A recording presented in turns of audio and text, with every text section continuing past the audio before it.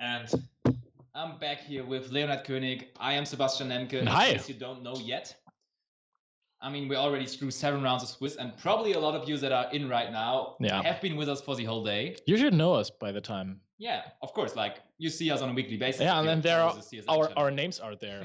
That's true. So at least you know from that. But still, yeah, we thought about some very innovative intros for this round. Yeah. We sadly decided against a rap intro. I would have loved to rap, but other people in the room were disagreeing on my rap skills. If you want to hear the rap, then you should spam 26 in the chat, and then we will maybe do it for the last round. Maybe we will make it happen, yeah. Okay, but let's just drop a quick comment on that feature match. Like on a side note, we have 2 really good players on. Yeah, on board Adrian Dursten versus Sven de Vries. Yep. So 2 players we already had in the feature match today. Mm-hmm. As we said earlier, we always feature table 1. So obviously both of them won their feature match, so they managed to keep that XO record. So there's already 3 26s in the chat. 4. That's number 4. I mean, but to be fair, I think one of them actually spammed it twice. So no, that's not even right. I'm scared. Is that Cosmic Cyclone and Sven de Vries? Really? It probably is Galaxy Cyclone again. We had that before. Like in Karlsruhe, it was the same. We were like, Cosmic Cyclone? Why is he playing Cosmic Cyclone? And then it was Galaxy Cyclone. But I think it is pretty fair to assume that it will be a Cyclone card. At least that. So, both players being XO right now. As you said earlier, Adrian Dursun really aiming for that top 8 spot in the world points race. Yeah, he is. And he's on a good way. He's close to it, yeah. Like, winning this round will definitely secure him a top 8 spot. Yeah. Being XO after 8 rounds of Swiss is insane. So, who's starting off? Looks like Sven de Vries has the advantage of going first. Oh no, there's a terraforming on. What's happening there? I have no idea. Like, did he start with 1 set card? I think he started with 1 set card because his hand was Buffalo Pass. Oh yeah, you're right. That could be the Galaxy Cyclone, if it is a Galaxy Cyclone. Yeah, right. You wouldn't set Cosmic. No, wait. You would set Cosmic Cyclone, and you would also set Galaxy Cyclone. Yeah, it makes no difference, right? So, is that a Galaxy? I'm confused with all these Cyclones. Let's see. I'm pretty sure we will see. Oh, and look at the field center. Actually, Sven de Vries still showing love to the Minerva. I just wanted to say to the Mermail deck, but obviously to the Lightsworn deck. Yeah, this is like the 3rd multi-role that Adrian has in his deck. And is this happening? Like the Cosmic Cyclone on that now, or what? Cosmic Cyclone would be like decent. It would be pretty good at that spot, yeah. So let's see. Minerva didn't. He's playing. This is Cyclone. It is Cosmic Cyclone in 2K19. Guys, better make sure to net deck this list. You better buy your Cosmic Cyclones. Of course, like this is so good. It plays around Bailings if you want to get rid of the Sanctuary in the mirror match. That's true. Yeah. Damn. And he can't get it back. This is actually not too terrible, honestly. Yep. Sadly, he has to pay 1,000 life points for that and gets OTK'd afterwards. And there's the hard draw ray. So. Not too cool. So he ogred that. So triple multi-roll in the graveyard. Oh, he did have called and decided not to set it. Called would have been huge here too. Yeah, I think he just wants to keep it for like hand trips as soon as he draws into something so that he can play with. Yeah, you're probably right. Honestly, this is really hard because like now there's going to be like a Kagari that is trying to add back engage, but look at this 3 multi-rules in the graveyard and first turn. That's actually really sick. Yeah, ulti effect Veiler is better than common effect Veiler, I guess. Yep. Negates up to twice per turn. Yeah. Everybody knows that. So Adrian has an ogre in hand, I think. Actually, he should be in a kind of bad spot as soon as Sven finds something to play. Yeah, but I mean, he has to top deck. Otherwise, it's kind of a bad situation. Yeah. But I mean, on the other side, Adrian's deck not really known to be very aggressive to do a whole lot of damage. It was Circle? Damn, son. Yeah. Where'd you find this? Sven, in his last featured match versus Thomas Rose, actually top decked the Circle as well. Yeah. Where he opened with like the nuts versus Thomas Rose, game 2. He's good at that. Yep. Seems like a good start to actually win the German Open 2. Just drawing your most generic search card of the deck whenever you need it. Yeah, it's like top decking it in featured matches is good. Yep. He's gonna summon Buffalo now, and this is Adrian has no answer to that. He has Anchor in hand and Pancratops, so he can maybe play through a board next turn, but this is like insane. Also, he's like he added Spinny, and maybe he doesn't even draw into anything good. That is right. He would have to go into Sunlight Wolf and then try to add back the Circle and then try to... Like, he's hoping for a top deck now, honestly. Or am I missing something? No, you're not.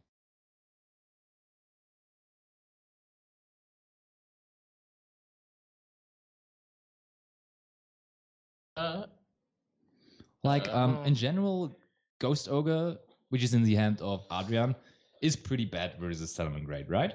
Yeah, I'm sure he top decked Gazelle now, so he can just activate it. But like, besides the fact that it's very bad in general versus the Salamangreat deck, what do you use it if you happen to draw it game 1? What do you use it on? Use it on Gazelle. That's like... Probably, right? Just get rid of a monster. Actually fine. Yeah, it's true. Summons the Spinner. Alright, look at this.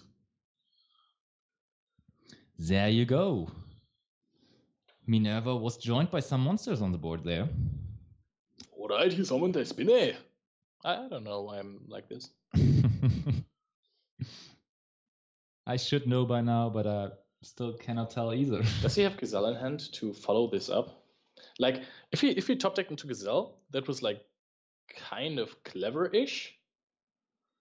As he can now activate it and won't get... Okay, he doesn't. He does not. Yeah, so... Yeah. He was like really ballsy. Yeah, so... What do you think who's winning from now on? Like, is it Jack Jaguar? No. I know he's adding with the Sunlight Wolf. He wants to have an additional search by the Salamangreat Circle. Yeah. He plays around main deck Pancratops by not having too many monsters on board. Easy game. That is something I did not see coming.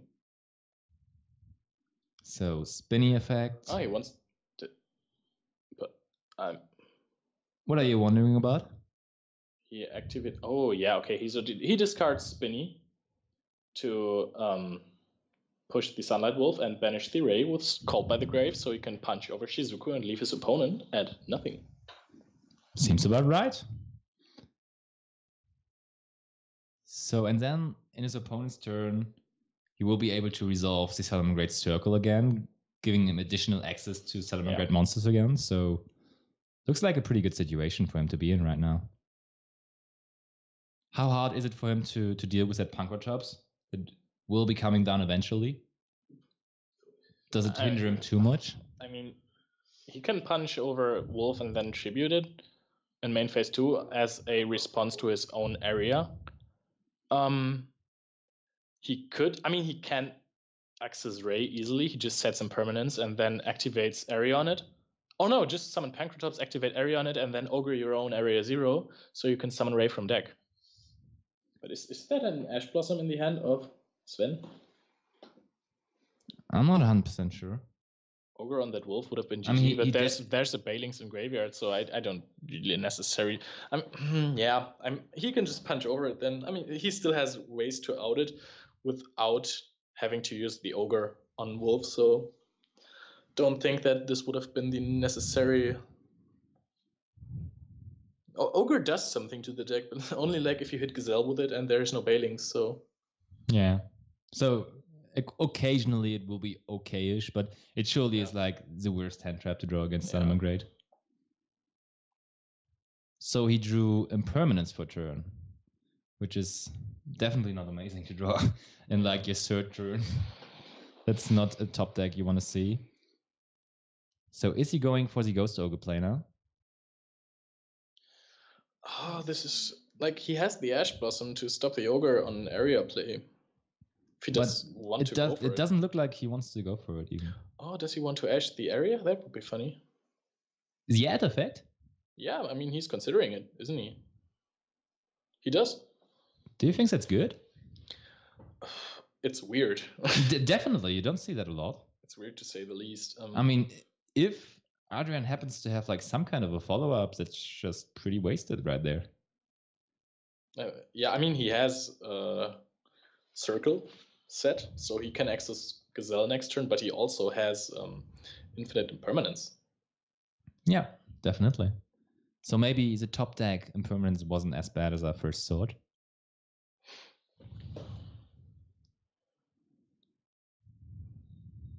So he banishes the Bailings. That makes perfect sense. So what Sven will consider now is, as Adrian might tribute his Pancratops to pop the Sunlight Wolf so that he can't add back another circle. He could wait for the... Oh, this is tricky now, because he could actually wait for the end phase so that Sven actually activates Circle, and then he can chain Pancratops to destroy the Sunlight Wolf. So he can't add Gazelle before the Sunlight Wolf gets destroyed, so he can't summon it directly. Yeah. So then he could send Falco then and set the Circle back immediately. Yeah. And still you leave your opponent with Gazelle in hand and Spinny in grave. Oh no, Spinny is not in grave because he had to banish it. But still, like, I don't know whether that's the perfect way to go. Yeah, he did not even activate. Yeah, and like now he can either chain the Circle to protect the Wolf and then add back the Circle to have it next turn and punch for 1/8, which wouldn't necessarily do much. Yeah. Or he adds the Gazelle so he can special summon it off of the destruction of Sunlight Wolf, but then again, Adrian could immediately anchor take it. Oh, it's in the same column. He put impermanence in the same column. This is so good. Oh yeah. So both cards hitting the graveyard right there. Oh, he played that so well. Putting in the work. Adrian Durson back at it again. Like, he is performing perfectly. I think some players even forget about the protection effect of Salamangreat Great Circle. They're just like, yeah, it's the search card. But that protection effect can come in handy if your opponent is not setting impermanence at the same scale.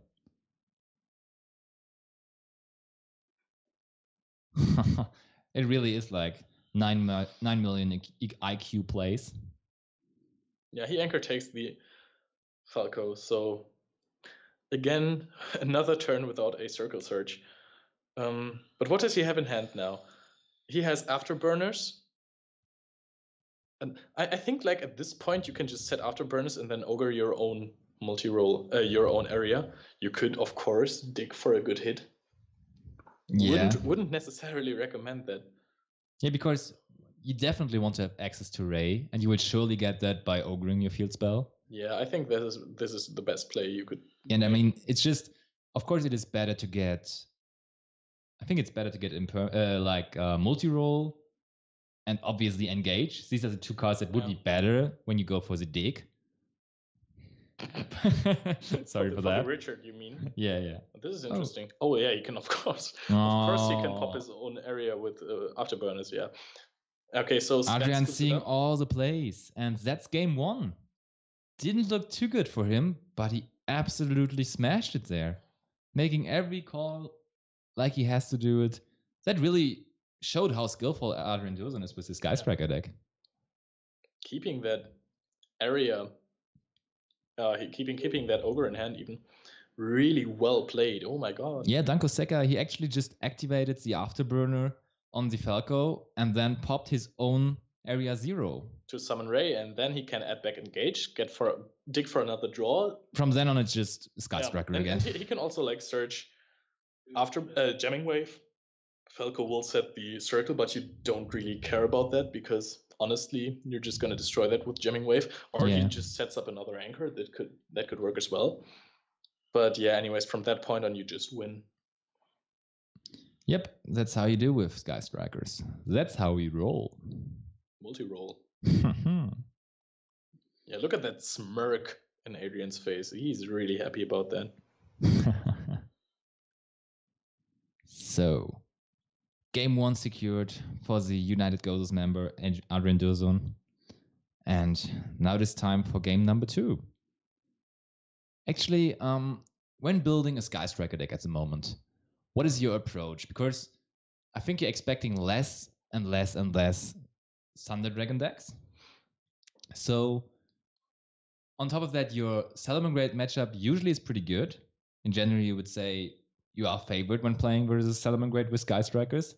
So, what are the tech cards right now? Are you actually teching it out to win the mirror match because that's what you're most scared of, or are you putting additional hate versus Salamangreats or like good cards versus Salamangreats so your matchup is even better then? I think Salamangreat will always be the most represented deck right now. Yeah, it's true. That's cash factor comes in as well. So just build your main deck against Salamangreat, like not completely against Salamangreat, but don't run like all the Shared Rights and Twin Twisters of this world that are crazy in the mirror match, but like focus your side deck on the mirror match because you win the mirror match by having unfair cards and being the better player. So yeah, unfair cards are actually pretty neat in this Sky Striker mirror match. We have seen the Heavy Storm Duster for Adrian coming clutch today. Yeah.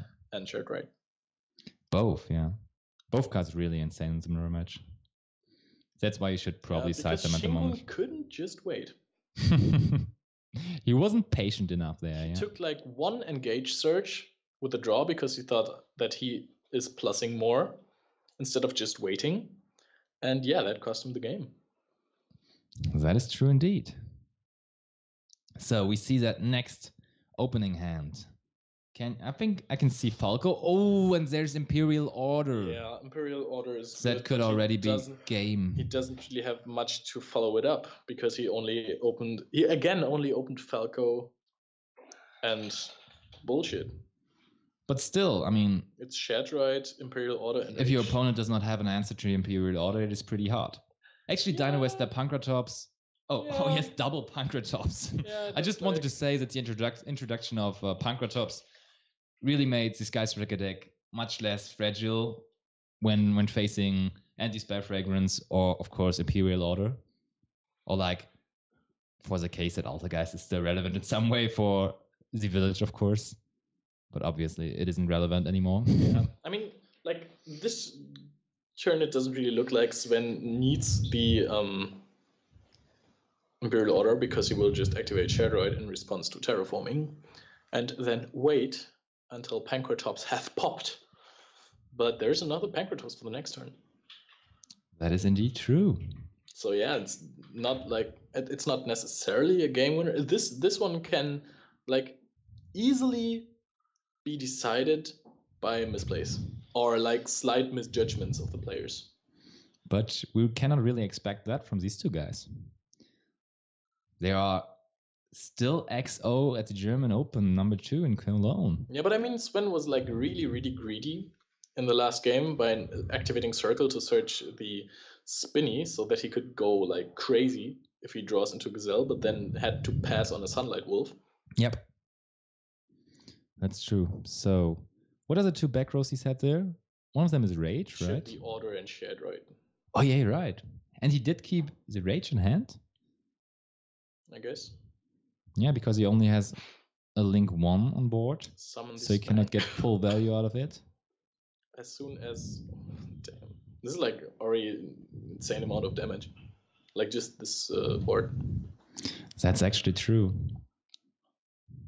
There comes Terraforming. Oh, and that's such a bad situation. You cannot activate your super powerful card, which is Imperial Order. But I mean, Shared Right obviously is still a very good card. But by the way, if your opponent flipped Order on this Terraforming now and you wouldn't know the Shared Right, it could be a smart move to not respond to it with Pankratops, so you can't get called by the Graved. So you just wait, let your Terraforming die, and then activate Pankratops so he can't chain called by the Grave to it. Just hypothetically. Yeah, you're right. So, He's punching over the bailings. As you said, it's just a whole lot of damage. And now he is popping that Imperial Order. That will be a look at that face from Adrian. Yep, that was a good hit. I like it. I like it good. Do you even activate Ray Effect now this turn? Do you even do anything with it? Or do you... I mean, you can go into Hayate at least, yeah, for sure. Punch for a bit, of course. Yep. And he also has There Can Only Be One in his hand. Yeah, Teacup is good. Yep. But I think like the problem with Hayate now is that it enables Phantasma, and if your opponent opens this bad, then he probably has one. But that is actually true, yeah. So there it is. What can he grab with it? If your opponent like bricks that hard, then you might not want to give him the chance to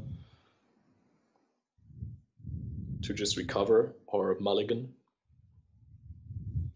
Yeah, but I mean, the Phantasma will come down eventually, right? So maybe you just don't care. Because you're not likely to kill your opponent next turn anyways. Yeah, it's true. Still, like another turn of nothing is... But I mean, you would activate Ray in your opponent's turn, so then he would get the draws nevertheless. Yeah, right. So he is sending Afterburner, it seems like.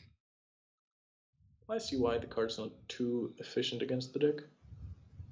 But There Can Only Be One is huge, but There Can Only Be One is less huge if there's a Pancratops, the Phantasma on board, because he can just easily go into Phoenix. But Hayate doesn't provide a link zone, an extra monster zone for Sven, so this actually makes a difference, maybe. So there's normal summon Foxy. So he top decks that Foxy? Yeah, Foxy is actually the best card to have against, like, There Can Only Be One. Yeah.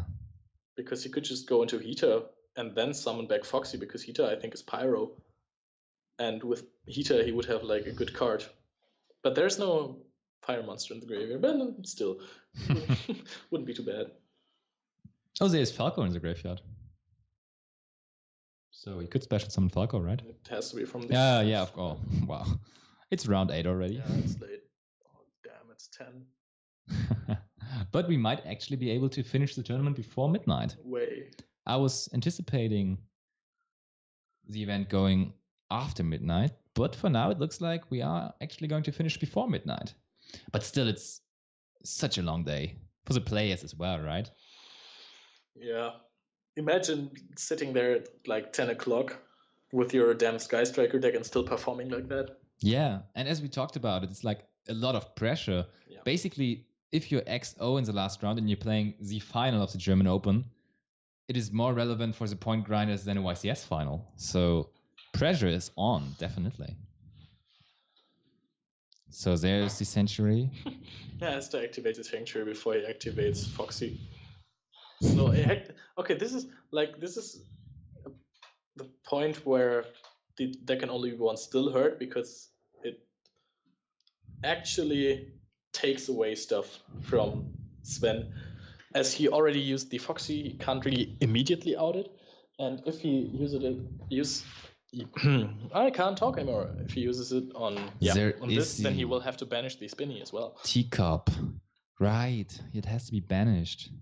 Also, he used the Foxy already, so he can't crash Bailings into the Hayate, which would also be not too good because it actually provides something. So that is insane. He leaves the Foxy on board. I see why. Very good position to be in for Adrian. Yeah, he likes it. He likes it. Phantasma is still a good card. Anchor is set, doesn't really accomplish too much unless he goes for Nightmare Phoenix, which I wouldn't recommend at this point, because it also doesn't, like, getting rid of There Can Only Be One doesn't help you, and it kind of, for the moment, it stops your opponent as well. That's true. Unless he decides to crash Hayate into the attack position Phantasma. Do you think he should do that? Way too many options. Yeah, he can do that. Yeah, definitely. Yeah. Send Engage, and then and get back Ray. He top decked Engage, by the way. We all love that feeling. But there's another share, right? Oh, we don't like that.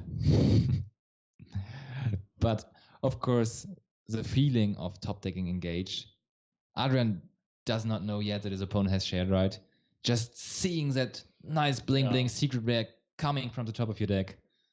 He also has an Ash, by the way. Oh, then you don't even care about the shared right, of course. Hooked on a feeling, I'm high on believing, but you're in love with me. I'm hooked on a feeling. I don't know where that came from, but yeah. Late night grooves right here. Yeah, so do you add the card that you excavate with Area 0 now, as you see the Shadrate, or do you just let your anchor die? What did you reveal? Nothing yet. Nothing yet, okay. I mean, is there a reason? It depends on the card. I mean, if you hit engage, you will probably take it. But he just hopes to not do anything, and he does. So he didn't chain the anchor that could like possibly be negated. And just like I've never seen somebody that happy about not hitting with his field spell. That was actually lucky. Wow. And there comes Pancratops. Yeah, the card, of course, the card dies regardless of you adding, but you would give your opponent a draw. This is what I'm talking about. Exactly, yeah. So punching over the Phantasme. Yeah, Pancratops does that. Yep. That is really good that he has more attack points than Phantasme. Wow, that looks pretty good for Adrian right now. Let's see. Does he even care about... About what? About Foxy resolving? Like, what are the options of his opponent? He has nothing except for a Foxy. Yeah, that's actually true. He needs to top deck. Yeah. He needs to get his hand on Spinny, and then even then he has like anger. Yeah, you're right. That's true. Yeah, you don't necessarily need to activate engage now because your opponent has a shared right active. So, of course, that would be the usual line of play in this scenario. And I think it would actually rather be search multi-roll and then go for a Shizuku Shark Cannon. But I think at this point that's even more advantage. Better to... I mean, like this, you can force your opponent to actually waste his battle phase, so you don't necessarily need to hit with Hayate. I mean, hit the Foxy with Hayate. Just let your opponent take out his own battle phase. Like, that can be really relevant. That's true, that's true. So, there's Ash Blossom. Ash Blossom obviously not being the same type as Foxy, but by summoning Ash Blossom there, he definitely is committing to Link summoning Phoenix, right? Yeah. Or like he's showing his opponents that is his plan. And surely enough, Adrian sees that and is responding to that immediately with activating the effect of Pancratops. Okay, I would have thought that he actually pops a monster to kill that opportunity. Doesn't really matter because if he goes for a Phoenix, he has no card in hand left to summon Foxy. Oh yeah, you're right. That's true. So he doesn't really care about Phoenix because it also enables him again then to do his normal plays without caring about there can only be one. Oh right, he has Rage Set. He does have Rage Set, yeah, true. He kept that for a while. Does he go into Hita to summon Kagari, to go into Sunlight Wolf, to Reincarnation Link Sunlight Wolf? Looks like it. He can also go for Hileo. The Mentalist. Reading the mind of Sven again right there. So let's see. Heater effect. He wants that Kagari, and he gets this powered up engage and this powered up anchor with the powered up engage is way too much. Like this game is over. This game is 100% over. There's no and he does even left. Anchor it. Yeah. Adrian Durzen secures his spot in the top